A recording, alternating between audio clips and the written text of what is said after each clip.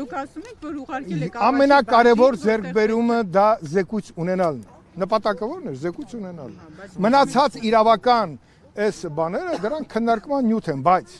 ունենալով զեկույց, որտեղ զեկույցը եթե չլիներ, առաջի բաժին ի՞նչն է գնացել։ Զեկույցը։ Չի լսում ինձ։ Հիմա բոլոր հնարավորությունները կան, թույլտվություն ունեցող ցանկացած անձ, նաև լրագրող, եթե ունի գաղտնիության թույլտվություն, կարողանա օգտվել դրանից, բայց խնդիրը դրա մեջ չէ։ Լրագրողը ինչպես պետք է գաղտնիության։ Այո, մենք ուզում ենք, որպեսզի վաղը ժամը 1:30 կգասի մոտ, ես քեզ կբացատրեմ։ Կբացատրեմ հստակ։ Հիմա ես բայց չգիտեմ, դա այդ ոնց են գնում, որովհետև կանոնակարգ օրենքի պահանջը հստակ է։ Եթե կա զեկույց ուղարկում ազգային ժողովի նախագահին եւ ազգային ժողովի նախագահը որոշում է իր հաջորդ կանգառը։ Հիմա ազգային ժողովի նախագահը այդ որոշումը կայացրել է եւ ուղարկել է գաղտնի մաս։ Դա էլ է նորմալ, ինքը գտնվում է գաղտնի մասում։ Այ հետո գաղտնի մասից ոնց պետքա դա հանրային ընկալման մեջ իր ճանապարհը անցնի։ Այդ է խնդիրը, որտեղ այնտեղ ես մտածում եմ բացմաց, փակմաց, բայց դա լիագումանիստի քննարկմանը, որտեղ ես հարցերին կպատասխանեի, կգտնեինք այդ լուծումները։ Հիմա ես կարևոր բաներ եմ էլի ասում։ Ամենակարևորը զեկույցն է, որը գտնվում է գաղտնի մասում։ Ես ուրախ եմ, որ երրորդ մեծ նախագիծն է, որ իմ գլխավորությամբ տեղի է ունեցել։ Դա մարտի 1-ի փաստավակ խմբի զեկույցներն են, դա քառօրյա պատերազմի զեկույցն է, 44-օրյա պատերազմի զեկույցը։ Ես կարծում եմ այն խմբերը, որ ես ղեկավարել եմ, նրանք թողել են մնայուն արժեքներ, փաստարկների հավաքագրում, որը որ մեծ արժեք է իրանից ներկայացնում դասեր քաղելու առումով։ Մարտի 1-ը փառք Աստծո միեդի որոշման միջոցով հնարավոր եղավ վստահաբար ասել, որ մարտի 1-ը բացահայտված։ Պարոն Քոչարյան, բաց Եվ սպասում եմ հաջորդ թիվ։ Հիմա խոսքը գնում էր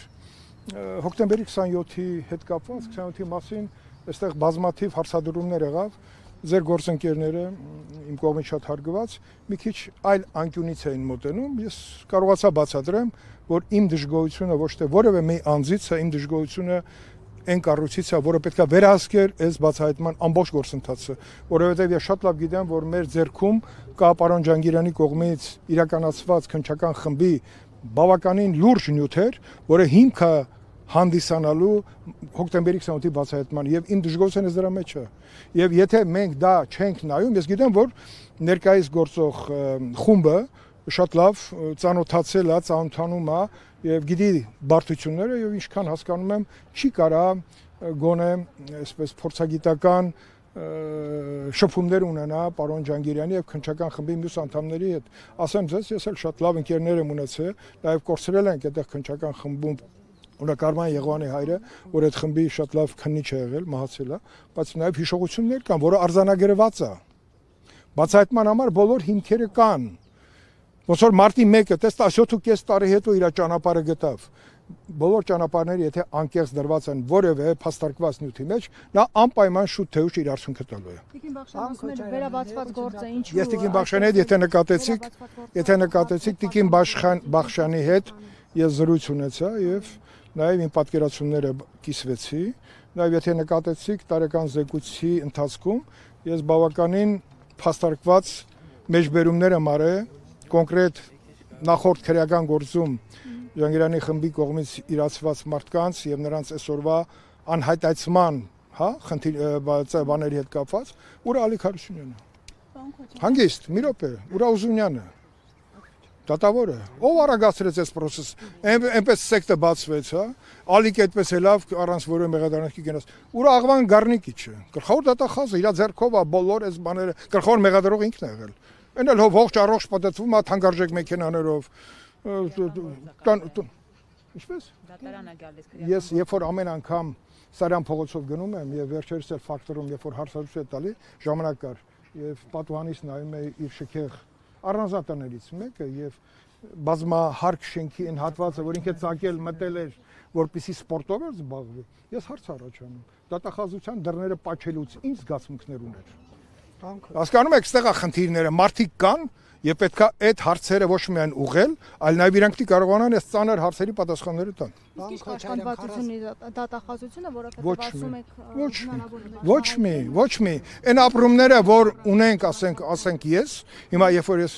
վասկով գնացի Եռաբլուր, որտեղ այսօր բյուջեի քննարկում էր եւ որպես կանոն ամեն տարի բյուջեն համընկնում է հոկտեմբերի 27-ի օրվա հետ։ Հետո վասկով գնացի Կարեն Սերոբիչի գերեզման, հետո վասկով եկա այստեղ 27-ի խորհուրդ է, դուք ես չգիտեմ, դուք այն սերունդն եք, որ դրա ամբողջ բանը չեք գուրեցել զգում, թե ինչ արժեցավ մեր պետության համար։ Եվ չբացահայտված լինելը ինչ է արժենում մեր երկրի համար։ Տեսեք, այս տարի էլի նույն հարցն էր գալի։ Ինչ կլիներ, եթե հոկտեմբերի 27 չլիներ։ Շատ լավ կլիներ, եթե չլիներ։ Բայց նաև հոկտեմբերի 28-ի բացահայտումը մեծ հնարավորություն է տալի առաջ արժվելու։ Ես էլի մեջբերում կանեմ Մեծան Մաթևոսյանի խոսքերից։ Հոկտեմբերի 27-ը պետք է բացահայտված լիներ հոկտեմբերի 28-ին։ Այ մենք դա չկարողացանք, որտեղ բազմաթիվ խնդիրներ կան իրավական համակարգում եւ նրա մեջ ծառայող մարդկանց անտարբերության մեջ, որը չի տալի հնարավորություն գնալ այդ ճանապարհով եւ կարեւորությունից ելնելով օր առաջ հոգի դնել եւ հասնել այդ բացահայտման, ունենալով այսքան մեծ հնարավորություն։ Պարոն Քոչարյան, այս ցուցակը ձեզ ծանոթ է, այստեղ նաեւ անուն։ Այո, այդտեղ էլի անուններ կան, ինչ եք զարմանում։ Ինչ ցուցակ է դա։ Ցուցակը ով որ տվել է ձեզ, մի հատ կանչեք Ռոբերտ Քոչարյան, ասես ցուցակը ով է քեզ տվել։ Դուք չեք տվել։ Ոչ։ Իսկ ձեր անունով գրեց։ Թող Ռոբերտ Քոչարյանն ասի, իրենք այսքան տարի ինչի չեն բացահայտել, ինչ ցուցակ է, բայց չէ որ այս ցուցակը մեկ այլ բան էլ կարող է լինել, երկիրը գտնվում էր կոլապսի մեջ, եւ շատ հնարավոր է ցուցակը, որ կազմվել է, այդ կազմողները նպատակ ունեին կանխել հետագա զարգացումները, բայց բանակը ինչ էր շրջապակել քաղաքը։ Ձեզ թվում էր Նայիրի Հունյանյանը մենք մտածել են մարդիկ, որ կարող է այս խումբը չբավարարվեր դրանով։ Այդ ցուցակը այդ կարմիր գույներով ցույց տուր մի հատ էլ։ Դու որ թերթնես։ Տրիբյուն եմ։ Տրիբյուն, խնդրում եմ տրիբյունի տեսանկյունից, նաև գնահատես, որ այս ցուցակի մեջ, նաև հարցեր կան, որ ուղղվի Ռոբերտ Քոչարյանին։ Այո, ես եղել եմ այդ սենյակ, մտել եմ, որտեղ այս ցուցակը ներկայացվել է Ռոբերտ Քոչարյանի, բայց ես չեմ էլ իմացել, որ իմ անունը դեղ կա։ Կներես, այդպես է եղել իրականությունը։ Հիմա ես շատ խոսվեց, ինչքան ուզում են խոսեն, բայց եթե ցուցակը այդքան կարևոր էր, 20 տարուց ավել գուցե իրանք իշխանություն են։ Այդ ցուցակով ինչի մեջ չեն հարցակնել։ Հարցը չէ առաջանում։ Ընկեր Ռոբերտ Սեթրակովիչը, այդ ցուցակը որ սրտի մոտ պահում էր, այդ պահում էր որ օրվա համար, որ տրիբյունը հանի այ կարմիր գրած, բացահայտեք եւ գրողին, եւ նպատակները խիստ կարծում եմ պետական են եղել։ Ուրիշ։ Ինչպես դուք Պարոն Քոչարյան, ձեզ ես ամեն ինչ գիտեմ ձեր մասին, բայց այդ ցուցակի մասին չեմ ասում։ Տվել փոխնախարար։ Լսի, ես ավելի բարձր պաշտոններ եմ, դու խաբար ես։ Ես այլ բան եմ ասում, ինչպես կարային առանց ձեր իմանալու ձեր անունը գրեին այդ ցուցակում։ Շատ հանգիստ։ Շատ հանգիստ, ինչ կա։ Հիմա եթե ես քո անունը գրեմ, չգիտեմ։ Տեզերագնացների ցուցակում, վատ բան կլինի, չէ։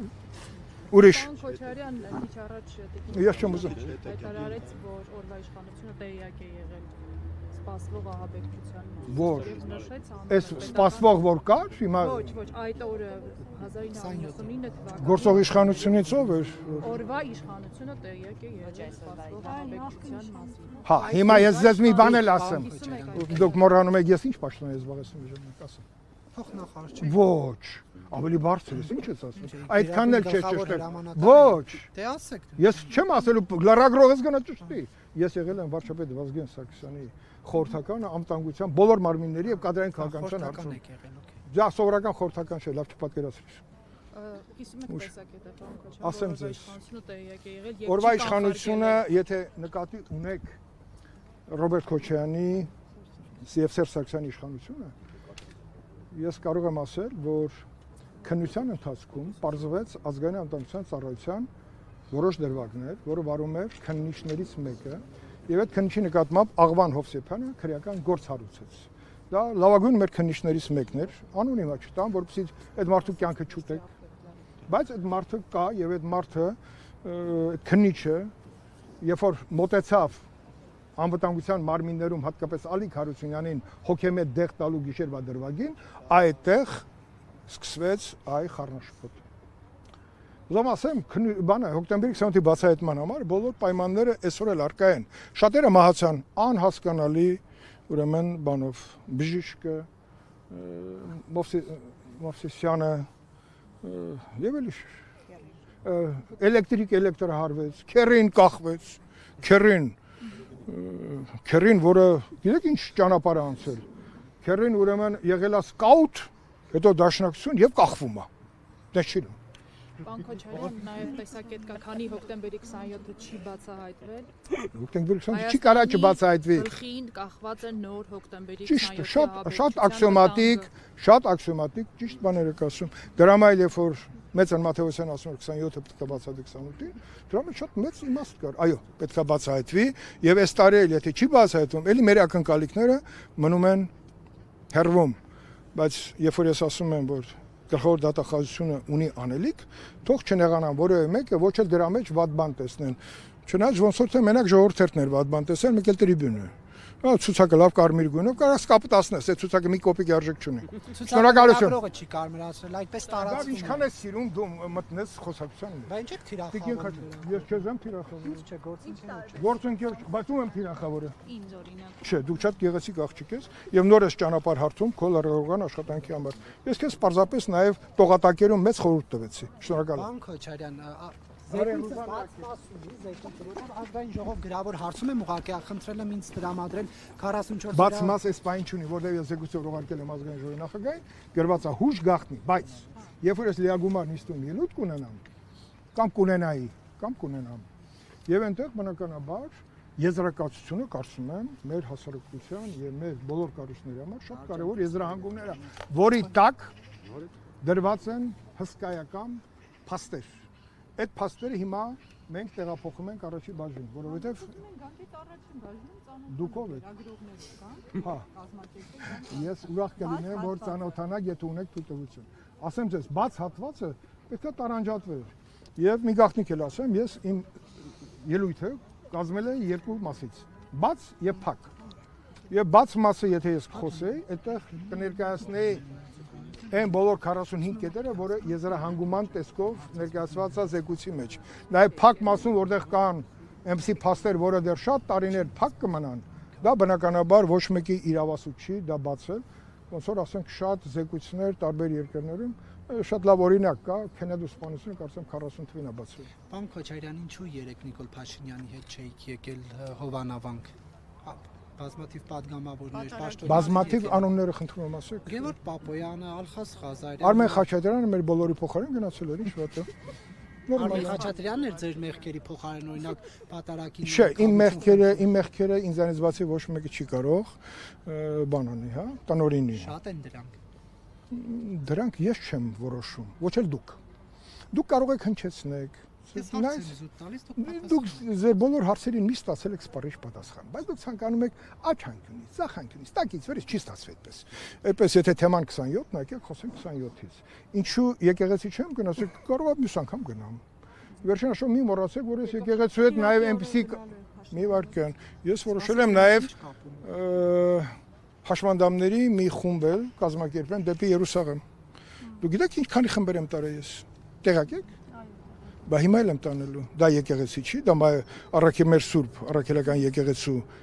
3 թևերից մեկը չի, պատերազմությունը Երուսաղեմի։ Հազարապես Փաշինյանը կոչ էր արել, որ միանան իրեն։ Շատ լավ, ով որ կարողացել միացել էր, շատ լավ է։ Կասկածներ առաջացնում։ Ախ դուք բոլորդ հավաքվեցիք, կասկածները արձանագրեցիք։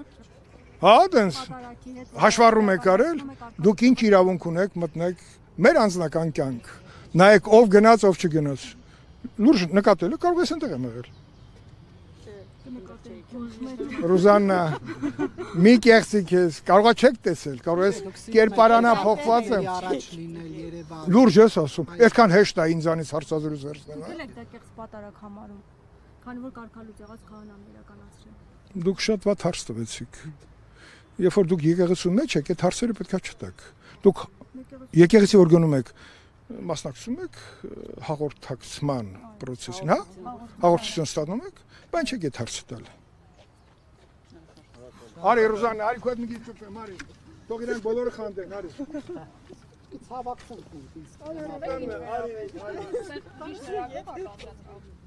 Արի դու էլ արի։